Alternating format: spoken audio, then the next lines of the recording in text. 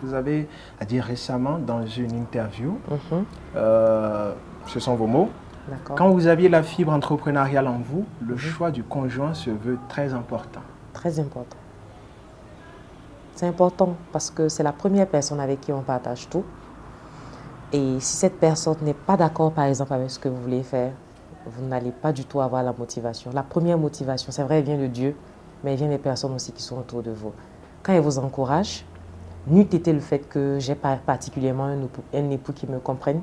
C'est pas évident qu'il allait accepter, par exemple. Là, il est musulman, on est en plein carême. Ouais. Il aurait aimé que je fasse son thé ou la bouillie le matin, mais je ne suis pas là. Mais il n'en fait pas un problème. Bien au contraire, il trouve que c'est la période aussi où j'ai pas mal de contrats, surtout avec le 8 mars pour d'enfaniment et tout. C'est la période où on négocie les contrats avec les entreprises pour les tenues d'entreprise. Donc, il sait que cette période est cruciale pour d'enfaniment et il me dit, tu peux rester peut-être un peu plus de temps que tu veux, tant que ça peut t'arranger. Donc, c'est très important. Et je sais qu'il y a beaucoup de femmes qui ont eu à surseoir, qui ont vu leur projet étouffé dans l'œuf ou qui ont dû revoir leurs ambitions à la baisse parce qu'elles n'ont pas eu l'accompagnement de l'époux.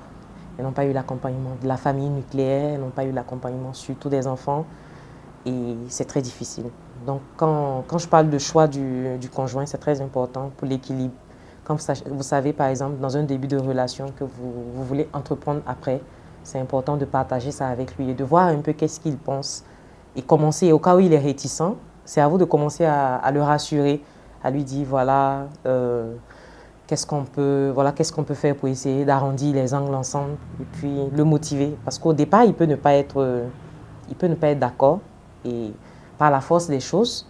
Au départ, par exemple, il se disait qu'il n'imaginait pas que d'enfaniment allait être où d'enfaniment est aujourd'hui. Il s'est dit, bon, c'est vrai, c'est quelque chose que j'aime, c'est une passion, mais il n'avait vraiment pas imaginé d'enfaniment comme ça. Donc, je pense que plus d'enfaniment prend de l'ampleur, ça l'encourage aussi à m'encourager. Et ça, c'est très important.